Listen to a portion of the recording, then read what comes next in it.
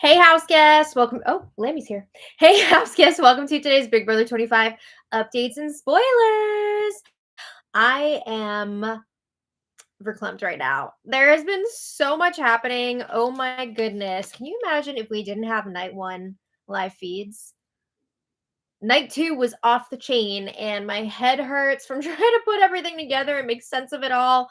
Ah, um, but yeah, before we get started, I want to thank yesterday's super chatters because we could not do this without you. We appreciate it. So Andres Lambaria, Alex Garza, Susan Pengilly, Jefferson Tucker, Angela H, Jody Cortez, Sean Davis, Austin Thomas, Carolyn Harmon, and Darby C. Thank you all so much for your super chats. Now let's get started. Our house guests of the day are Dominic Capello and Kenny D. Thank you as well. We could not do this without you, and we appreciate it so much. These two in particular have been supporting us for a very long time, so thank you, double. And if you guys want to be house guests of the day, check out our Patreon link in the info box below. It's a great way to support our channel. Seriously though, like when I saw all the stuff that I had to go through this morning that I missed while I was sleeping last night, I was like, oh, okay. Okay, so before we get into the new stuff, when we left off yesterday, we found out Kirsten won the first HOH of the season. Oh my God, get it, girl. So, this is a weird week because instead of like choosing her own nominees, she will be taking two of the four pre-existing nominees off the block. So it's a totally different vibe for the HOH this week. Just a reminder, our current nominees, we've got Jared, Felicia, Kirsten, and Corey. They all lost their competitions on premiere night. So they automatically became nominees. Where do we even begin? We've already got alliances forming, alliances falling apart. We've got targets emerging. So let's talk about some of these alliances. We saw the Phalanx 5. Yeah, did I not say Riley? It's Riley. Did I say Kirsten? I'm so sorry. Again, my brain is scrambled. Riley won HOH. Everybody's talking about Kirsten, so I guess it's on my brain. Oh yeah, I wrote down Kirsten. Wow, great start to the day. Let me just change that before I lose my mind. To be clear, Riley is the HOH. Kirsten is the target. Okay. So the Phalanx 5. This started within like the first minute of the live feeds being on. So that is Jared, Kirsten, Riley, Luke, and Matt. I don't see this alliance going anywhere besides the trash. It's a piece of crap. Jared's already been spilling to multiple people about it. There was no like basis for forming this alliance. I think it was just people in a room and they were like, let's do this. And it wasn't genuine or serious. So I wouldn't put too much into that. We had a potential core 4 forming with Sari, Felicia, Nicole, aka Mimi, and Kirsten. This one looked like it had some potential, but it's falling apart. Each person would have somebody outside of the core that they would be close to, that would bring them to 8 people. It would be very much like the cookout or the brigade strategy, which everyone's freaking trying to do this year. And I can't hate because it is a very effective strategy, but like, let's change it up a little bit. Let's come up with some new ideas.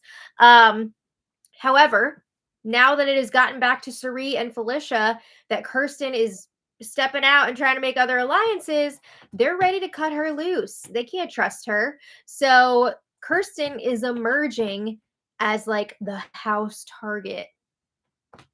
Don't you love when they have house targets? Lammy, where are you going? I have to show you this. I'm sorry. She just climbed up onto that chair.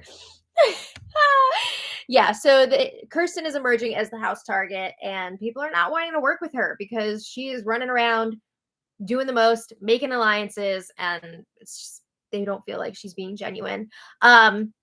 But once Kirsten is out of the picture, Sari and Felicia were talking about getting something going with Nicole, Jared, and Izzy. And I just want to point out, yes, Izzy does know that Sari is Jared's mom. Okay. Now let's talk about the new stuff. So we're picking up after the HOH competition yesterday afternoon. Cirie, Izzy, and Jared are chatting in the comics bedroom, and they're wondering, will Riley take Jared off the block? And Jared's like, I don't know. He feels like he has a decent shot. He's got a good rapport going with Riley, but he's not sure if she will save him. He does say he's really solid with Matt and Jag, and they are both close to Riley. So maybe they can help. Maybe they can put in a good word for him. And Ciri's like, okay, that's awesome. Use this. She advises Jared, stay close to Matt and Jag. And when you get a chance to talk to Riley, plead your case. Like, I'm not going to tell you what to say, but maybe you want to tell her if you win HOH, you won't put her up. That could be a good avenue to explore. So this group, Cirie, Izzy, and Jared, they're super tight. They're all hoping that Kirsten and Corey are going to be left up on the block because they don't trust either of them. So if either of them leave this week, that's a win for this group.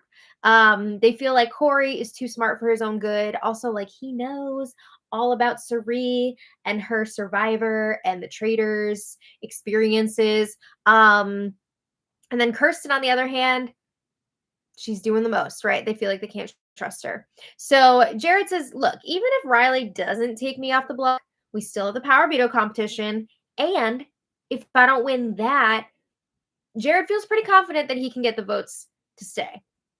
All right. I'm sure Cirie would be doing her best as well to make sure that he stays. Okay. So then we have Jared, Matt, and Luke chatting in the storage room. This conversation had major bros vibes. Blech. So Jared is like, I don't know. I keep thinking, like, when's the best time to start talking game? As if he hasn't been talking game since he freaking stepped foot in this house. He was literally already doing a pinky promise with Izzy when the first episode was ending. We saw it. We saw you. So yeah, he's been talking a lot of game. But there's still a good amount of people who are like, no one's talking game yet. It's too early. Like, we're just getting to know each other. So Matt is thinking this week, this is the worst HOH that anybody could win this season. Because he says you only have 4 people to choose from for nominations. And the guys are all like, yeah, you're right. Jared says the people who do end up staying up on the block are going to take it personally. I feel like this is the best HOH to win, like blood on the hands wise, because these people on the block are not really Riley's nominees, and she can hide behind that till the cows come home, right? She could be like, I'm so sorry that you're up on the block. Like, I wouldn't have put you up if it was up to me, but I had to make choices. Also, she gets to save 2 people single-handedly before the POV competition. That's a big deal. Those people are probably going to feel indebted to her, right? So this is like one of the best HOHs you can win. But anyway, the guys are thinking that Jared should be safe this week. I mean, they've got the Phalanx 5, which they're all a part of. Riley's a part of it. That alliance is bullshit. And I stand by that. All right. Jared says he thinks that the 3 of them, these 3 bros, are pretty solid. They all pounded out. Yes. And Jared says the 3 of us, each one of us needs to get close to someone else. Build your own network. And then we all come back together like the cookout. Why not something else? Other strategies, please. So they talk about who they're liking, and that would be, well, who they're saying they're liking. Jag, Riley, Blue, and Matt says, awesome, like, we need to get some numbers, we need to solidify some things. Then they talk about who they're not feeling. And Jared says he does not feel good about Kirsten. She's running around all over the place. Too much. They all agree. Also, they don't trust Corey. Luke says that Corey has the smell of the nether on him. They're pretty sure that he's a super fan. They suspect that he's very smart. And because he went to the nether region, they're also thinking like he might have some sort of a power or an advantage. So they want to flesh that out possibly. Jared feels that Corey is going to be conniving and not loyal. All right. Well, Matt points out he feels like the house is splitting into the youngers and the olders. Those are his terms. And Jared's like, yeah, I totally see that. I think it would be so smart for us to bring in one of the older house guests. He says, Sari, maybe, or like Felicia. He says, Sari will be so loyal. And if we get her, we would get Izzy too, because Izzy is super close to Sari. And the guys are like, oh, yeah, I like this. This is a good idea. They were pleased by this. I think Jared needs to stop bringing his mom into everything. That's going to start looking really sus. But anyway, meanwhile, Kirsten is chatting with Hisam up in the Sky Lounge. I don't know what they're calling it this season. I'm just going to keep calling it Sky Lounge because that's what I've called it ever since they built it years ago. But anyway, Kirsten is worried that she's been maybe too much of a social butterfly. And she's wondering, should I be more game oriented at this point? More? Not more. I think what she means is like, yeah, she's talking to a lot of people, but it's more like on a getting to know you level. But I feel like she's been doing a lot of game talk, like too much.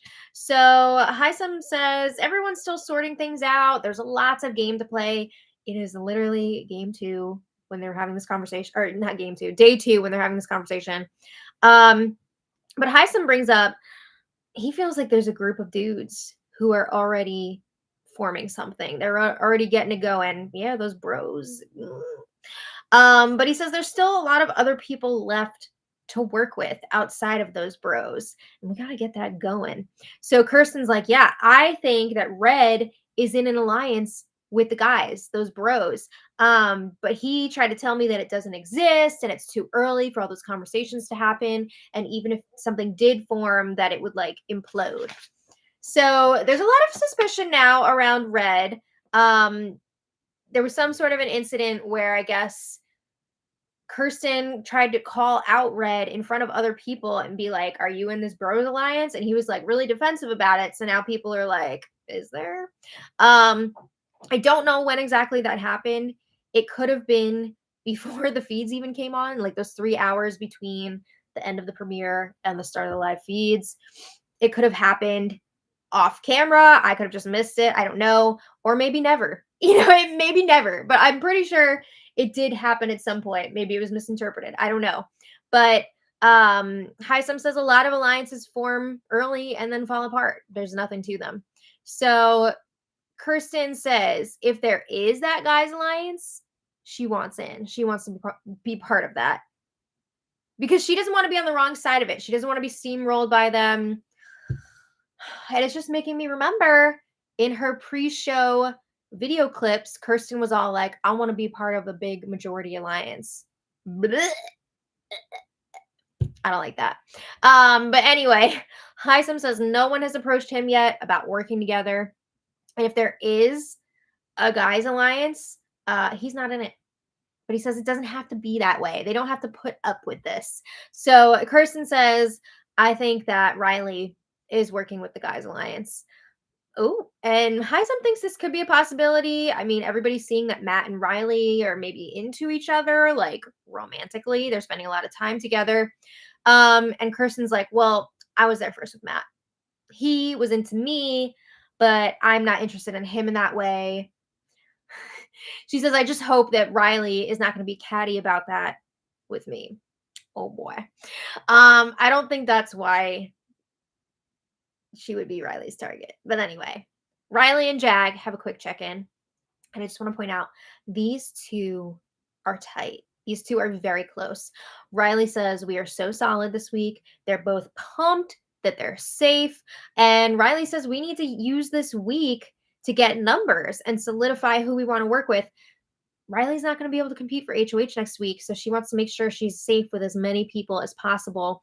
And she's got a big decision here. She's got to pick 2 of the nominees to take off the block. So they agree they're going to talk more about this after she gets her HOH room. They don't need to be doing this right now in front of other people. So, okay. Felicia is not wasting any time. She is not waiting for Riley to get her HOH room. So Felicia has a little one-on-one chat with Riley. And she's like, I want to stay. I want to play. Tell me if there's anything I can do, promise or say. She didn't rhyme it all like that, but the opportunity arose. So Felicia then just starts throwing Kirsten under the bus. Like I said, she is not wasting any time. She says Kirsten is going around spreading rumors. She's saying a lot of things about a lot of different groups of people, doing crazy stuff. She's stirring that pot, making multiple alliances. And Riley's like, you know what? Yes, I agree. Kirsten is playing too hard already. I'm picking up weird energy from her. So Riley is definitely picking up what Kirsten is putting down. So a little later, Riley does get her HOH room. Unfortunately, she didn't get any pictures or a letter from home because first HOH never gets that, or usually never gets that. They just don't do it for the first week. Too soon, I guess. But she was very excited about peanut butter. I heard her talking about this before she won too, how much she loves peanut butter. So she was screaming about it. But anyway, she got her snacks, she got her kombucha, which she must have said like 10 times, like, this is so good for your gut health. Oh my God. She was going on and on about that gut health. Her music is Morgan Wallen. I'm not into that. I'm not into country, but I hope she enjoys it. And this was just an exciting HOH room reveal for everybody because this is the first time they're all seeing the HOH room. They're excited that they've got another room to hang out in. They've got another bathroom to crap in. They're living. So then everybody was hanging out in there for a while. Nobody wanted to be the one to like leave, right? So they're chilling, and then the fees went down for a while. I'm not sure why, but that happened. Anyway, later on yesterday, Hisam and Izzy were having a chat in the comics bedroom. And Hisam's like, all right, I just want you to know, Kirsten came to talk to me. And Izzy immediately says, Kirsten is a chaos agent. I don't trust her. Oh, ma'am, come here. Izzy, any opportunity that she gets to talk crap about Kirsten, she takes it. And if there isn't an opportunity, she makes one. She is very anti-Kirsten. So Hisam says, yeah, I don't trust Kirsten either, but let's be real. She's been in people's business. She knows stuff. She's been in the rooms when things have been forming. So he's like, Kirsten told me that the guys are working together. And he lists off Red, Connor. He meant Cameron. Nobody seems to know Cameron's name, which makes me so sad because I feel like Cameron's been a delight so far. But yeah, Red, Cameron, Matt, Corey, Luke, and then he adds in Riley working with those guys. And Hisam says everybody else needs to get it together if that's the case. You know, if all those people are working together, everybody else needs to get together to combat that. So yeah, they don't want like some sort of a brigade type alliance forming and steamrolling the house. Hisam says all those guys really make him nervous. Like if they're going to be like that, he is not into that. So they're both hoping that Kirsten and Corey will stay up on the block this week. I think you know who they want to go out of the two. But Izzy asks Hisam, do you want to play together? And he says yes. They want to talk to some more people, get a group together. And it's so funny because just as Hisam was saying he wants to talk to Nicole about joining their group, she walks in. What? Crazy. So yeah, they discuss that. Oh, TV Talks with Tom, what's up? If you guys are not already watching Tom's videos, check him out on YouTube. A lot of fun. He does a great job. But yeah, Hisam, Nicole, and Izzy, they're all discussing that there seems to be a big group forming that they are not included in. So Izzy is like, of course, she has to ask this of Nicole. Do you trust Kirsten? She is obsessed. Oh my God. But I definitely remember Sari being nervous about Nicole because she wasn't sure how close she is to Kirsten because that first day, literally like 2 days ago from today, it seemed like Mimi and Kirsten were pretty close. But Mimi's like, no, Kirsten talks too much, and that is very dangerous in this game. Okay, so Hisam says, again, everyone not in that bro alliance needs to get together. So they're listing off people that they want to talk to about all this and see if maybe they'll join their group. So they're listing America, Baloo, Sari, Jared, Bowie. Got to touch base with all of them. At one point too, somebody's like, where does Luke stand in all this? What's his deal? And they figure Luke is with all of those bros. Yeah.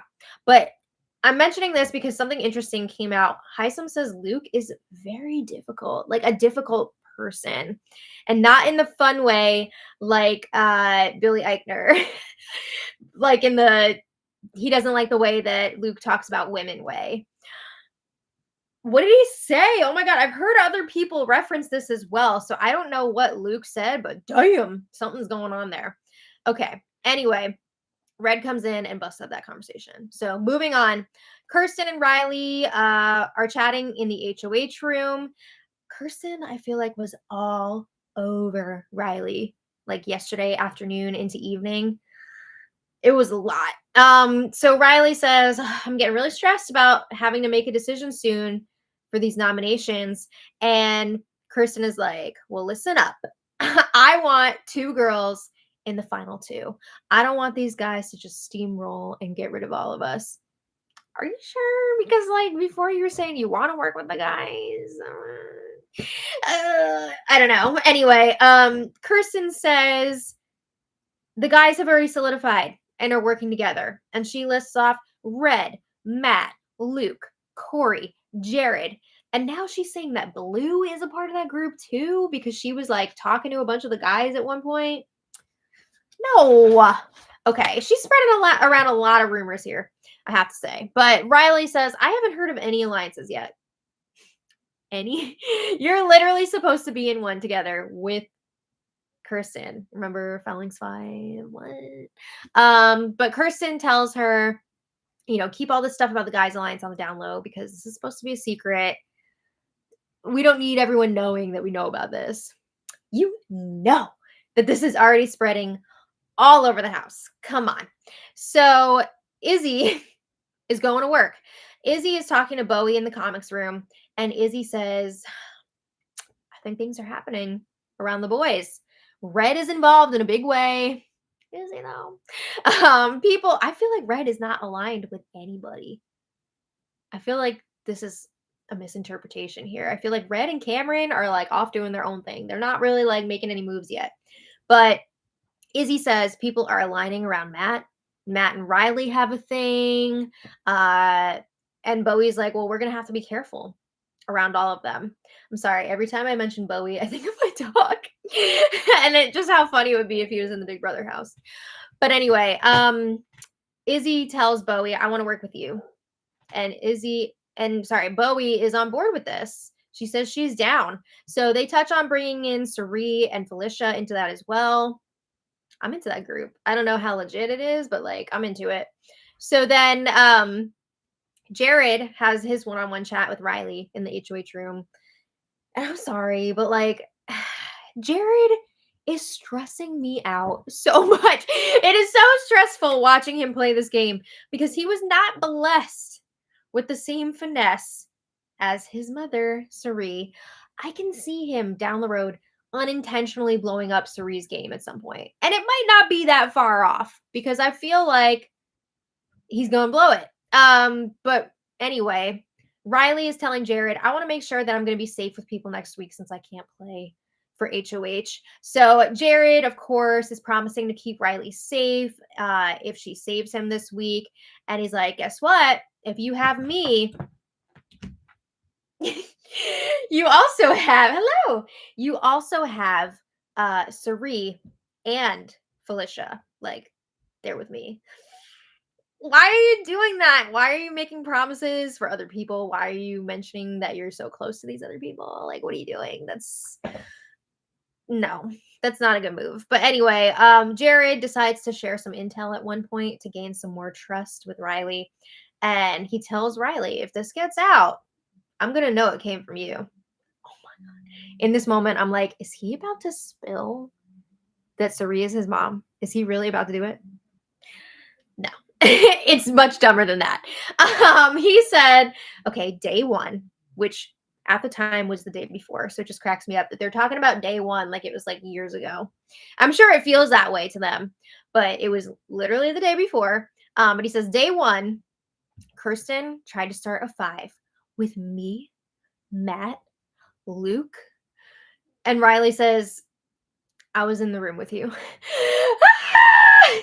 This is messed up on so many levels. Number one, that I guess he like forgot that Riley was in it, or I don't know. Number two, he got caught like spilling about it. It's just not good. It's not a good look. Also, he kept calling it Phoenix 5. The name is Phalanx 5. It was just too much. But Riley's like, yeah, I took that whole alliance with a grain of salt because we literally like just got in there. Nobody knew anything about each other yet. So like there was no basis for forming that alliance. Yeah. But Riley says Kirsten is really shooting herself in the foot right now. Like it's not looking good for her this week. So then Jared and Riley end up discussing putting together an alliance of 8. Oh my god, with these alliances of 8, it's a lot. These alliances of 8 are too much. So I get what they're going for of like wanting the majority or at least being close to the majority since there are 17 people this year. But like 8 people is a lot to have an alliance. So they're thinking obviously Riley and Jared. They like Matt, Luke. Riley insists on having Jag included in that, of course, because they're super tight. Sari, Felicia, and Izzy. So that's something that they're thinking about. It also seems like Riley at this point is leaning towards leaving Kirsten and Corey on the block and saving Jared and Felicia. But she's worried that Corey and Kirsten are going to be pissed at her. They might be. So Jared says, don't worry about it. You're going to have people backing you up. It's going to be okay. Okay. So the rumor of Red and the Guys Alliance, which is not like really a thing. I mean, there's definitely bros that are working together and are like moving towards that, but I don't think Red is a part of that at all. But this rumor continues to spread, and Izzy is telling Sari about it. Izzy says Red is not to be trusted, and Sari's like, "Yeah, I don't do anything with Red. You don't have to worry about that." So then eventually Jared joins them, and he's telling them all about his conversation with Riley. He feels like Riley is going to take him off the block, which I think, yeah, the conversation went well in that respect. I think Riley was very forgiving of Jared's mistakes in this conversation. Um, but anyway, at one point, Sari tells Jared, look, you got to stop pushing my name. You are mentioning my name way too much with other people. Thank you. It's too much. Mommy had to step in there and tell baby that it's not good. I just feel like Sari would be doing even better in this game if Jared was not there. So anyway, moving on, some quick things before we get into some other stuff. Last night, Riley and Jag solidified that they are each other's number ones.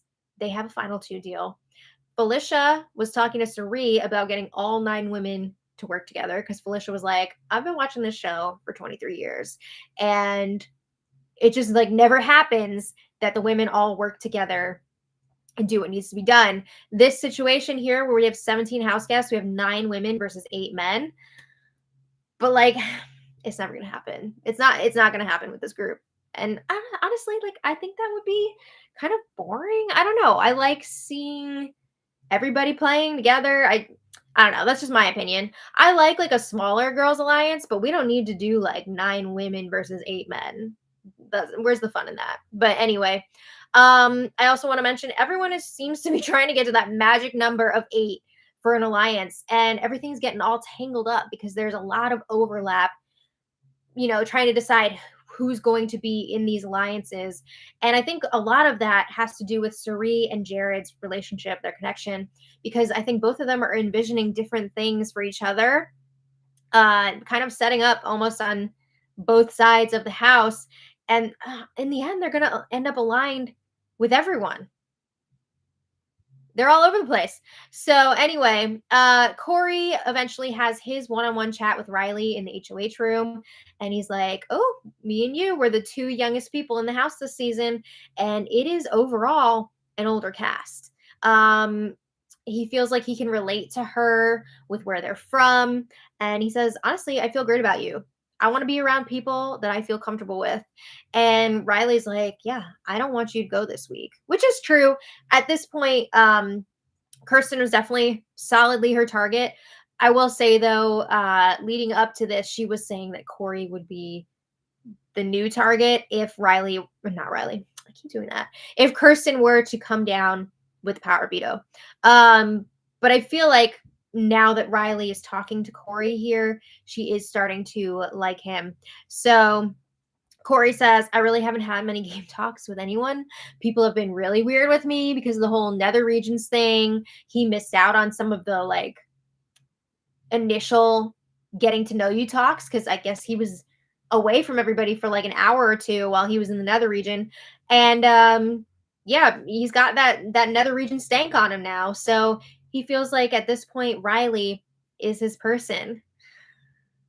It's one of those awkward things where like someone is your best friend but you're not their best friend. But I do think that Riley is warming up to Corey for sure. He's not her person though. So that's Jag. But anyway, Corey really opens up here. He reveals to Riley that his brother was on Survivor. Oh snap. Okay. So he's admitting to that. We'll see if that stays with her or if that makes its way around the house. Should be interesting.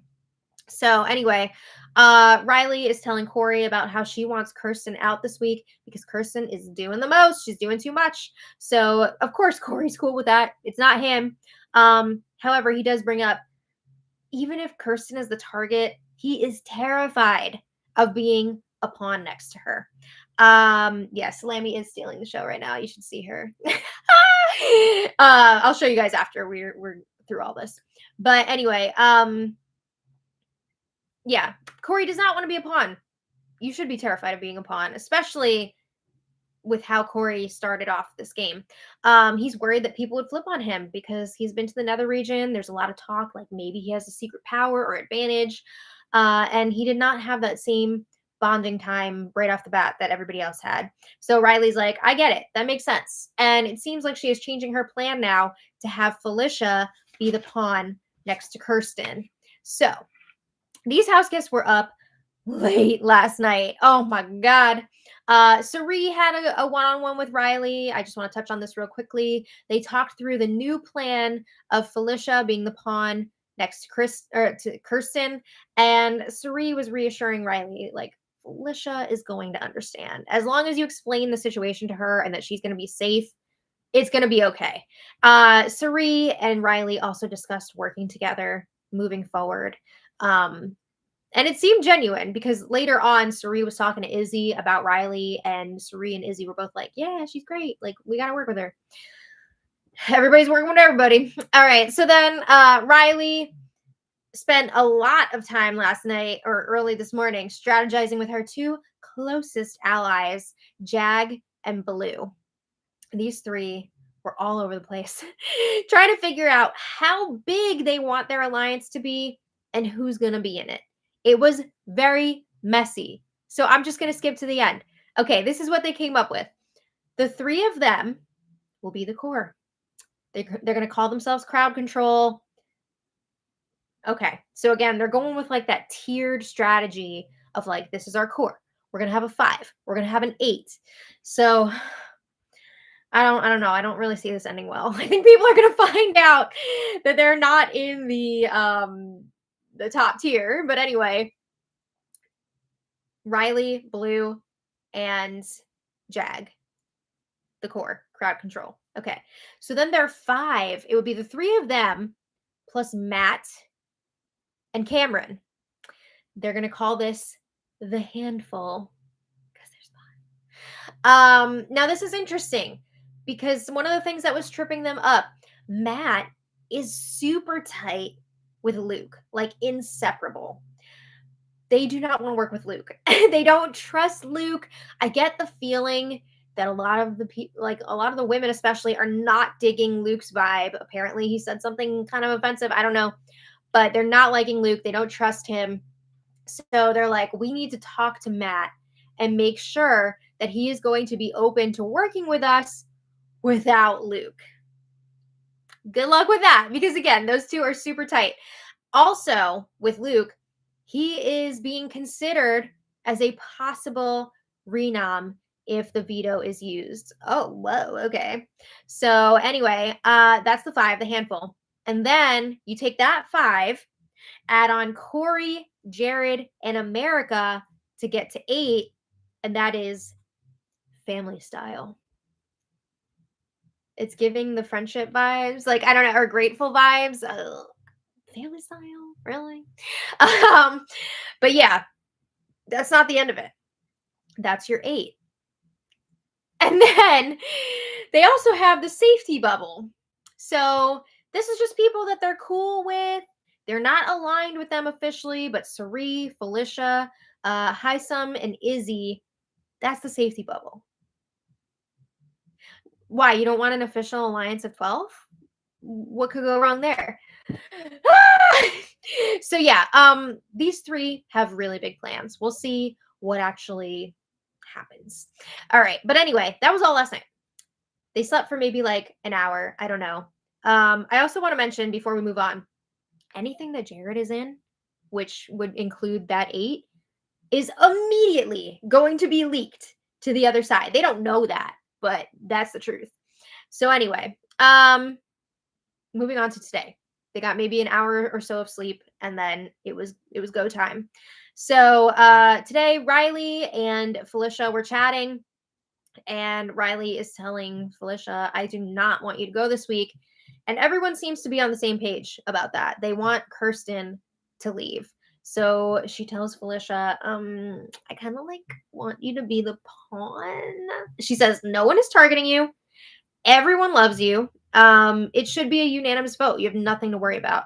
So Felicia's like, okay, I mean, why not Corey or Jared up next to Kirsten if it's like so set that she's leaving? And Riley's like, well, those 2 would both potentially be in some danger if they stay up on the block. Corey, you know, people are paranoid about him going to the nether region. Jared, she sounds so dumb. Jared is seen as maybe a potential threat to win competitions. So you would be way more safe up there against Kirsten. You know, we don't need to risk losing a number here by putting Corey or Jared next to Kirsten. So Felicia's taking this very well. She understands the reasoning here and she's going with it. All right. So just an interesting tidbit before we get to the nominations. Izzy, yeah, right. Jared was terrible in the first competition. That's true. But anyway, an interesting tidbit here. Izzy was chatting with Sari, and we find out that Izzy recognized Jared even before she knew about Sari being on the show. She recognized Jared when they were waiting on stage to go in that house, and she's already thinking, like, is that Sari Field's son?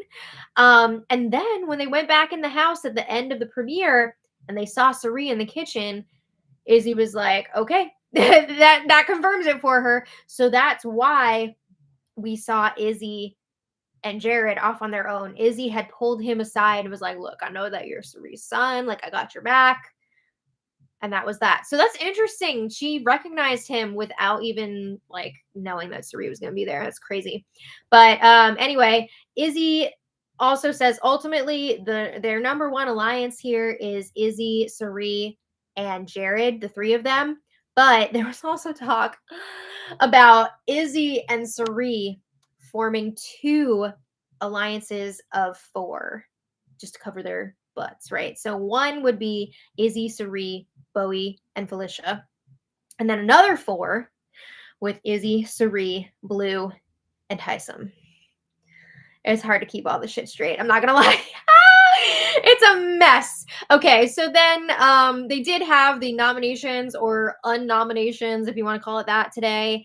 And as planned, Riley saved Corey and Jared from the block, which means that Felicia and Kirsten remain up there. The Power Veto competition should be happening tomorrow as usual. But I just want to note too, apparently Corey and Jared are not like safe for the week now. They can still go up as the replacement nominee. So they're not totally out of the woods yet, depending on what happens with the power veto. It's kind of interesting. But anyway, that's where we are. It's been a crazy, eventful 2 days already.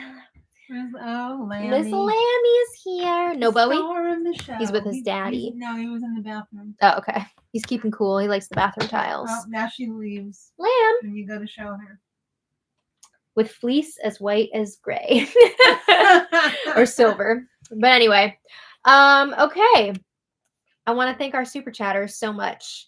Shane Wright, thank you so much for the super chat. Alex Garza, thank you as always. Jefferson Tucker, woo! Thank you. Jefferson says, I was just invited to join Riley's exclusive alliance. Is it good for your gut health too? You're going to be pooping your pants. Oh my God. She's got like these set things that she says over and over again. And like, I get it because you're talking to people one after another. You kind of get into a rhythm after a while. She keeps being like, I want to work with people that I really vibe with. And it's like a family and we really care about each other and blah, blah, blah. Is she going to start the Gut Health Alliance? Maybe. I mean, that'd be fun. The probiotic alliance. The probiotics. They should call themselves the probiotics. That would actually be really funny. But anyway, thank you, Jefferson. APB 986 and thank you so much. We're so glad that you're back too. Mary Ellen L, thank you so much. She says you're the best. I love your updates. Jane is stuck in the bathroom. Oh, Mary Ellen, thank you so much. You're so sweet. Sean Davis, thank you for the super chat. Sean says the way that Suri can talk to someone and they feel comfortable enough to spill their entire strategy is iconic. I agree. She just has like such a comforting presence about her. Sean also says Riley gives me Nicole Franzel vibes. The girls have the numbers to make moves. I can see what you're saying about Riley to a certain degree. I feel like Riley. Hi, Bowie. Bowie Jane is here. Now this is Bowie Stardust. Oh, we picked out a toy. Yeah, that's for you. Good boy. I think, what's her name? Riley reminds me of somebody, but I can't put my finger on it right now. But I get what you're saying with the Nicole Franzel thing. I can kind of see that. And the girls, they do have the numbers to make the moves, but I don't see it happening. And again, I don't know that I would want it to happen. I just feel like that would be kind of boring to go from like day one all the way through. I don't know. But thank you so much for your super chat. Bowie. Lynn Hurst, thank you so much. And Lynn says, thanks for all you do. Thank you. Gail Murphy Comedy, thank you for the super chat. Great to see you as well. Anita Starr, thank you so much. Wendy Will, thank you so much for your super chat. And Dane Thomas, thank you. Dane says, thanks for your dedication and insight. Gonna be a long season. Literally going to be a long season. The longest ever, right? It's going to be wild. I'm excited for it. I feel really good about it. Even though the last day was super chaotic, it was chaotic in a good way. You know, it wasn't chaotic in a controversial, like, racist way or anything, which we've seen over the last few years. So it was nice to have a strategy chaotic day and not like something we need to be outraged about. So it's very refreshing. I feel good about it. I dare Julie to put herself in the house. Oh my God. Hey, it's the 25th season, Julie. As a player or just to show up? As a player. Oh my God. No, she's too good for that. She'd be like, I'm not doing this. On Dancing with the Stars, you know how Tom Bergeron would always do like the little, yeah. Julie should go in for a week. She's not doing that. She used to go in for press day and that was enough. Can you imagine if Julie became a have-not? She'd just be like, no. Anyway, thank you all so much. Oh, are you talking about Amy? I think she was on 3. I loved Amy. I could see that connection, that comparison. All right. Anyway, thank you all so much for being here. I gotta go. I'm actually recording an episode of a podcast with my friends tonight. If you guys want to check it out, it's called Roll for That. Shameless plug. Roll spelled ROLE because it's a role playing podcast. We're playing dungeon. It's not Dungeons and Dragons. Why am I blanking on the name? My brain has been taken over by Big Brother. Dungeon World. We're playing Dungeon World. So we're working on that. But it's on Apple Podcasts if you're interested. So check it out. And I'll see you guys tomorrow. So until next time, much love. Bye, everybody.